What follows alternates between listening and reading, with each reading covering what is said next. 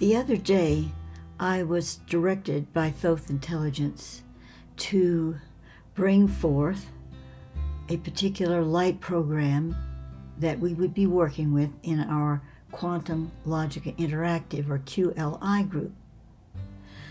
I want to read you a little bit about this because he's asking me to extend it to a degree to the public in regard to just interacting with the images and the light codes and understanding the principle involved.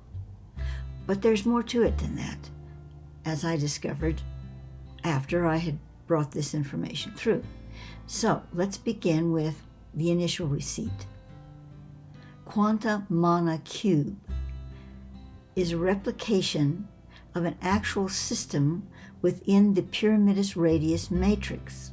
Now, as you may know, the Pyramidus Radius matrix is that platform of frequency that we're moving into to prepare us for ascension from a world system 1 to a world system 2. So this Quanta Manna Cube has been designed to create a mana field, which is a waveform fluidia generated through the full light metatronic signals of the human experience. While we are predominantly living in an orotronic half-light spectrum, humanity still does produce metatronic full light moments, or quanta. Within this field is generated a fluidia, which we shall call the mana. It is produced through the full light experience of humanity as an etheric fluid in the pineal gland. In the Quanta Manna Cube, it is recreated as waveforms, then converted into full light metatronic fluidia, or mana. The star and inner earth kindred have delivered this quantum creation through the Pymander into the Pyramidus Radius matrix. Now, the Pymander, and I have a video on this which I will put in the information box below, is a very specific Elohim plasma-based quantum computer, but not like computers we understand. Calling upon this mana will enhance your own individual assemblage of the fluidia mana within your pineal gland. Thoth then gave instructions to our Quantum Logic Interactive group how to work with this in our particular program that we facilitate. So later, the next day or two, I was looking for something else in my files, and I came across the blue mana. Well, I'd forgotten about this. It was no coincidence. These things happen to me all the time. I'm sure they happen to you as well. It's the universe speaking to us.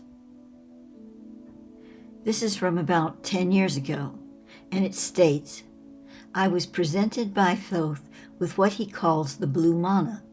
It is a process of connecting to the wholeness of your holographic nature at a DNA and cellular level.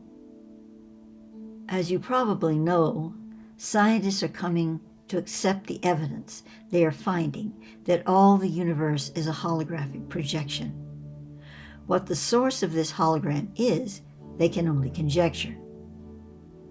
Thoth Intelligence reveals to me that it comes from a multidimensional transference of light codes at the center of what we would call, metaphorically, the heart of God, that nadi point within each living thing, which is the jewel in the lotus, all that is. And now, after I had written this, again, a synchronicity, I found an article that related to it. And so I said, in fact, scientists have even just discovered this jewel. I then proceeded to quote what I'd found on the web concerning it. I quoted just a little bit and I added a link to the full article. Well, when I click on the full article now, it's not available. And so I thought, well, Now I have ChatGPT-4, so let's see what I can find with that. And I did. Now in 2024, this is the information we have on this particular. And so I asked for a condensation of web articles on this jewel, which is called, and I'm going to have to pronounce this, Amplituhedron. And this is what GPT provided me with, and I'm quoting here. The Amplituhedron is a groundbreaking discovery in the field of quantum physics that has revolutionized how physicists understand particle interactions, changing traditional notions of space and time. This jewel-like geometric object simplifies calculations of particle interactions, providing a new framework that could potentially lead to a deeper understanding of the quantum world and possibly a theory of quantum gravity.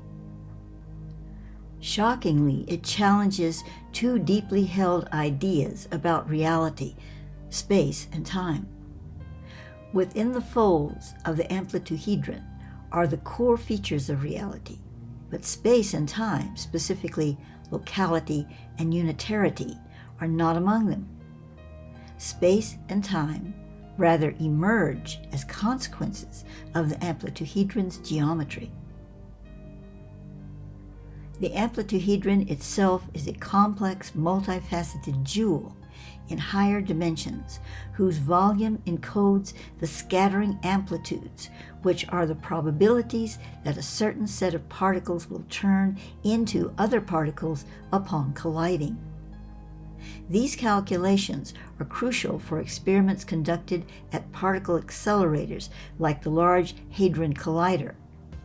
Traditionally, these scattered amplitudes were calculated using Feynman's diagrams, a method developed over 60 years ago, which became exceedingly complex for more involved interactions, involving thousands of terms even for seemingly simple processes. The discovery of the Amplituhedron emerged from efforts to simplify these calculations. In the mid-2000s, patterns and scattering amplitudes hinted at a coherent mathematical structure underlying quantum field theory.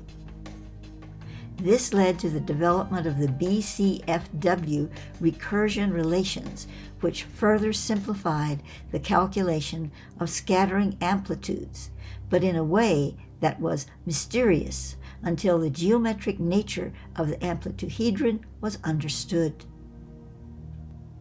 The Amplituhedron suggests that space and time are not fundamental aspects of the universe, but emerge from the geometry of this object. This idea radically changes our understanding of quantum field theory and challenges deeply held beliefs about the fabric of reality. It indicates that the fundamental interactions of particles are the result of geometry, rather than occurring within a predefined spatial and temporal framework.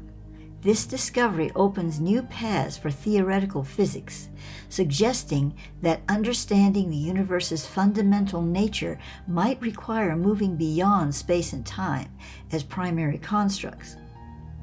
It also holds the promise of simplifying and unifying the calculations needed to understand particle interactions, potentially leading to new insights into the nature of reality itself. Now that is the end of ChatGPT's synopsis. Thoth is now delivering to us an interface with the blue Manna and other Manna spins coming off of the Amplituhedron. These are being streamed from the Pymander plasma field into receptive hearts and minds. Through the Pymander, the Manna appears as a plasma circuitry, but it can ray forth infinite light language aligned with the mathematics of the heart. So how is this being delivered to us, really? Well, there are programs of light that they are facilitating, that they are working with to bring this forward. and place it more into the consciousness stream. It has to be the higher field of the consciousness stream, but one that light bearers, that those are seeking higher spiritual connection, can receive. They don't have to know about it. They don't have to listen to this video, but it will be in that frequency. But first it has to be sort of tenderized. It has to work into the field. And so our Quantum Logica group is one such way of doing it. It's not the only way, but we are working on that through Thoth's assignment. However, by listening to this video, looking at it, and then at the end here I'm going to be giving you some activational images, this is going to help you connect into it, into that field, and into the whole Manna light program. As I said, there are other ways to do it, but this is my offering, mine and Thoth's, for you to start that process. But before we go there, let us continue reading in my article of what Thoth gave me some years ago on the blue manna. As this most precious lotus jewel moves through its graceful dance in our being, so one of its sacred geometries is what Thoth is calling the blue manna. It is a holographic mirror image of the divine imprint of our original blueprint. The ancients of Mu, or Lemuria, created a mandala tracking the spinning of this blueprint, which the Merovingians call the Colossus Cambria, majestic birthing light, or what has been referred to in my past writings via more biblical name, Adam Kadmon. Now, Adam Kadmon is the template for humanity. Why blue? In the ancient Alloy, or first language, each primary color, and there were more then, we cannot see them all now, was given an association with another property. Blue was to restore, to bring forth the seed of protection into fruition. It is also indicative of the blue ray, which in the divine hologram is that which performs this action of regeneration. The DNA communicates with its parts through mirror imaging. The Kiosios Manna geometric is a mirror image of the thriving DNA sequence which leads all to original wholeness. I did not say back to original wholeness, as wholeness is not a space-time preset. It exists within the still point. When the blue manna is in full flower, our holograms of self become fluid mindines, wave particles that have reversed their encoding, allowing a spine that bends both ways, a field of motion which is holographically expanded into full light Metatronic embrace. I have a notation on this that after I received the word mindine, I Googled it. Now, mindine did not come up, but dine did, and it has to do with fluidity. So now, let us begin our fluid merging with the Amplituhedron, the blue manna, and all manna spins out of the Pymander.